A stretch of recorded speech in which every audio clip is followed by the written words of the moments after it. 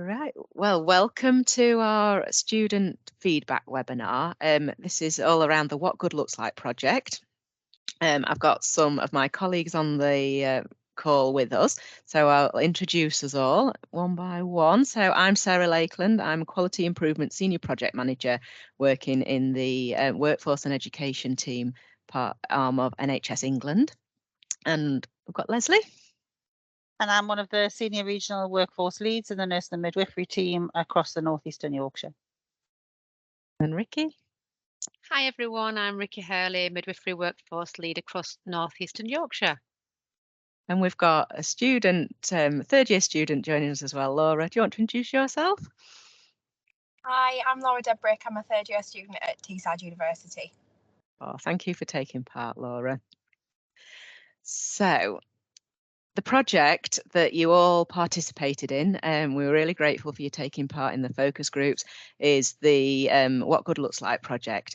And the aims of this were to advance high quality learning environments, reduce student attrition, so that's students leaving courses, and to improve retention of newly qualified midwives. So hopefully if we're prepared you all well for the role, you'll want to, you'll flourish when you enter the profession and join your career.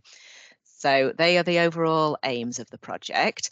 And how it's come about is that Health Education England as was, which has merged and become part of NHS England, in response to the Kirkup and Ockenden reports, developed this three-phase project, which we're discussing today. The first phase is the What Good Looks Like, so where the focus groups were held that you all participated in. And the aims and the output of that is to develop a safe learning environment charter. There's a second phase, assessing learners and practice. So that's looking at the SSSA standards and how you can be best supported by the practice supervisors and practice assessors and academic assessors in your practice placements. And then the third phase is exploring models of supervision. So maybe different ways of you being supervised that could help. And you can maybe learn a little bit from your peers through some coaching models, things like that. So you all took part in the focus groups, which happened December, January time, 2022-23. And you took part in our region in Northeast Yorkshire and Humber, but these focus groups were happening nationally as well. And almost 2,000 midwifery learners and newly qualified midwives participated. We got loads of brilliant information from you. That was analysed by the HASC group of the University of Cumbria. So they did a thematic review of all the data that came from the focus groups, and they came up with some recommendations. And what we've just been doing this month is some collaboration events with some key stakeholders. So by that we mean the trust that you have your placements in, the LMNSs, so the wider systems in your region, and the universities, so key people from the universities that you're all studying in have come and taken part, along with the practice educators and facilitators that some of you will be working with in placement, to look at how we can use the information you all provided and translate that into some meaningful points for the Safe Learning Environment Charter. And then we've got some results. So regionally, we had our data all analysed in a separate piece of work by Manchester Metropolitan University, and Dr. Jill Janes did that analysis for us. And we've got some themes that are specific to our region, so we're really lucky to have this information. And it came out that there were some overarching contextual factors, like the fact that you're transient, so your placements don't last for very long, you move around, you go from place to place, and that can cause some vulnerabilities. So it means that sometimes you're not very well embedded into placement areas, and also that the service pressures, so it's quite challenging sometimes working in maternity services at the moment. So that was an overarching factor that was definitely coming through in the research. So I'm going to go through belonging. Leslie will go through access to learning opportunities, and then Ricky will go through evidence in proficiencies. So each of the three themes have come into two sub-themes, which is convenient. It wasn't planned, I didn't try to make it like that, but it came out loud and clear that there were some sub-themes. So the two sub-themes under belonging were supported transitions and speaking up. So what you all told us was that pre-placement information was important, how you were welcomed, what information you were given prior to starting your placement and on that, but those very early days of placements really made a difference as to the success of your placement and helping you learn effectively, because when you knew about what opportunities were available and when you felt safe and welcome, you really got the most out of your placements. There was things like practicalities around getting access to doors, ID cards and things like that that really shone through as being important to you all. And when teams included you, so when learners in environments were included within the clinical team and didn't feel like a separate entity, then that made a difference to your learning. And in terms of speaking up, this is around raising concerns and feeling safe to do that. And the environment that you have in your placements in made a difference as to whether you felt that you could do that. And that's right from the very low level of little niggles and things that could easily be rectified, right through to if you have some quite serious concerns and how you do that. So there's definitely things a lot in that main theme of belonging that we will be able to pick up and work with. And we've definitely got some plans in place to do that. So Ricky, over to you. Is it me or Leslie? It's Leslie. I'm ever so sorry, I think Leslie. it's me. You were trying to fine. make sure we were on our toes there, weren't you? I know, yeah. So yeah, the next theme that came along was that access to learning opportunities, and as Sarah said, it quite conveniently fell into two sub-themes. The first was around that key personnel and feedback. And from what you told us and from what we've seen, that the practice supervisor is integral to how you find your experience. It's important that they're interested in you as a student and that you can look to them as a role model. As Sarah's already alluded to, it's about being part of that team and getting proactive feedback. We had lots of examples from students that were in the focus groups from lots of you around how they'd been proactive, how they'd actually supported their practice supervisors to understand what it is that they need and the language that needs to be used, and that would be really helpful.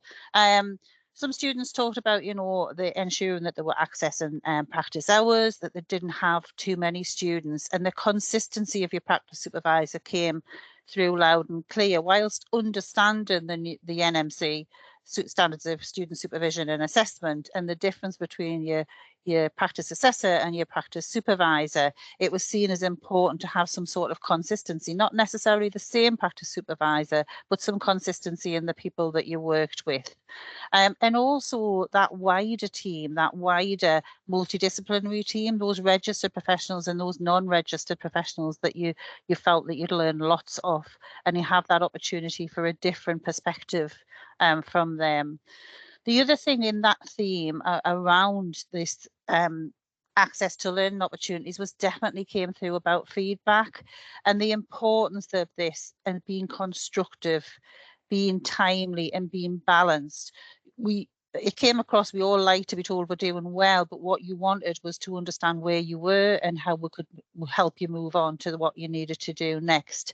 Again, came in about your proactivity and how you were supporting the systems, and also sometimes the value of that unsolicited feedback that you perhaps go on and someone had left you some feedback that you weren't expecting, and how that made you feel valued and how that was really useful when you were thinking about your supervision and your progression in midwifery. I think a lot of the things that you told us were around feedback format. Again, making sure it's constructive, making sure you can build on it, making sure it's good quality. So actually what you're getting from the practice supervisors will support your practice assessors and your academic assessors to make those decisions and look at your progression and be able to support you in a balanced way to move on. And I think that was probably around the key things. Right, and Ricky now. Definitely my turn now. Hi everyone. Well, I was involved in the focus groups, the face-to-face and the virtual focus groups. So it was lovely to meet many of you previously. So my theme is around evidence and proficiencies, and the first sub-theme is around achieving sign-off. So you told us what good looks like was when your practice supervisor was aware how important it was to have your proficiencies signed off in a timely manner, because otherwise it caused you stress. So that was one of the key themes coming through, an awareness about the time constraints, but how important it was for you as a student to have your proficiencies signed off. And also that you wanted assurance that you'd be supported on your placement to achieve the hours you needed on the clinical placement area, and also the access to learning opportunities. So you told us in the discussions about maybe using other members of the staff on shift so you could achieve your learning experiences. The electronic recording system, this was a key theme for sure. So you spoke to us about how difficult it was if your practice supervisor wasn't kind of proficient themselves in using Emora or PebblePad. And even though we can't change the system at the moment in terms of the electronic recording system, I think you did say to us that it was difficult at times when your practice supervisors weren't sure of the system. So our learning is around affording more time for the practice supervisors to learn the electronic systems so they can support you more effectively. We know that evidencing your proficiencies is really, really important, and not leaving your sign off till the end of the placement. And then the sub-theme 2 is around looking to the future. So we had some really positive conversations in the focus groups about this. So we're looking at how important it was to have a positive start when you first started as a newly qualified midwife, how important it was to have a high quality preceptorship. And we know that having that time to be supernumerary was really important, that kind of that space. So we now have a new preceptorship pathway, which is exciting, and a lot of focus here on the positives around giving you a really great start to your career. Also, we spoke to you about the opportunities for further professional development. So you told us this was really important and you didn't want to leave it too long. So we spoke about the diverse roles within midwifery and the different careers you could kind of go into. And then positive role models, which Leslie's mentioned. You told us that you gravitate towards the newly qualified midwives on placement and also the third year students. And this is really important. So we know that they're positive role models to you, and we talked about the value of this when thinking about future plans. If we look at coaching models involving your students with newly qualified midwives, this really kind of feeds into phase 3 of the What Good Looks Like project, thinking about coaching models. So all of your feedback was really, really important. Thank you. Oh, thank you, Leslie and Ricky, for that. So we've got Laura here, and I thought it'd be a really good opportunity for us to find out what it was like for you taking part in the focus groups, and also obviously now you've seen the findings, and what does that mean to you as a current student midwife? So taking part in the process felt really empowering. It felt like the themes that have coming out from the actual reports of the focus groups themselves actually mirror what it felt like to take part in that. You feel listened to, you do feel a sense of belonging, and it feels like the consistent themes that came out, although they were individual to each year group, they sort of correspond with each year and their priority of need. It also felt like it enhanced our understanding of like our own experiences, and just in the focus group that I happened to be in, and although those are my colleagues in university and in the same areas that I work in, everyone had different experiences, and it was the ability to be able to contribute that and feel listened to was really beneficial. I think in seeing the results as well, it encompasses every single priority for each year group as well. Like the first years, when you do go into it, you do find that the priority is things like parking and the logistical side of things, like passes and knowing who people are. And when you get to your second and third year, the priority is around your learning and those opportunities and the perspective for the future. And you do have those grounds and those foundations that if it's set out in a positive role model from the start and what good looks like, this is what good looks like, then that foundation can only then be built upon in a positive manner. I think taking it, especially with the focus groups, I found that it was definitely a more positive perspective on the experiences as a student midwife, rather than a negative, what can we learn from? It's a positive, what we can learn from this. And it's definitely, seeing that from that different perspective has definitely been a lot more beneficial. And seeing the findings come out definitely as a third year going on to be a newly qualified midwife, I think the plans going forward for the new charter are definitely something that we can refer back to, because it's the student voice that we're actually listening to, and you do feel like you have been listened to. Yeah, I think it's great to hear that it's had such a positive impact on you taking part in this, but also I think, and you'll carry that through to your career, won't you? You're going to be very soon a practice supervisor, and you know, you will be working with people who you'll have a positive influence on. And I think having taken part in this can surely benefit everybody as they go forward, can't it? Yeah. Definitely, and I think the importance of those little things, like finding cards and identifying who's who, and the consistency of supervisors and even practice assessors, it's definitely something that shouldn't be forgotten as a newly qualified midwife especially, but as a midwife in your progressive years as well. So I was thankful to take part. It's great to Wow. hear that you felt empowered, Laura. That's a great word to use. And, you know, thinking about change for the future, to feel empowered and part of a change is just so important, isn't it? Yeah, it's a complete look, and it's a culture change. I think there's a shift.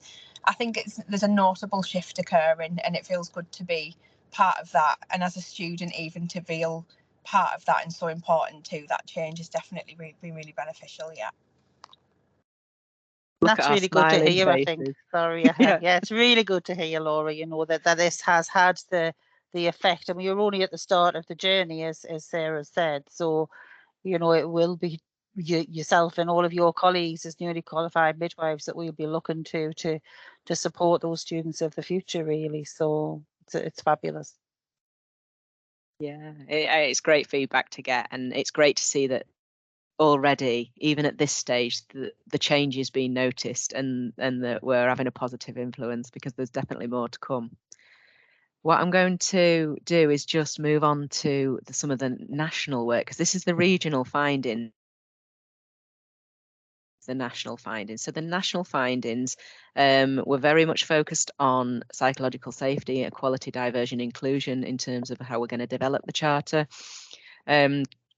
But we've sort of separated them out into 3 clusters around support and inclusion, preparation for future workforce, and learner-focused education. And you can see there on the screen the subheadings. I'm not going to go into a lot of detail because this is still all in development at the moment. The beauty of our regional analysis is that we've got a bit more information behind it, but we're in the process at the moment of just pulling together the charter, and that'll definitely be to come, and you'll all be seeing it.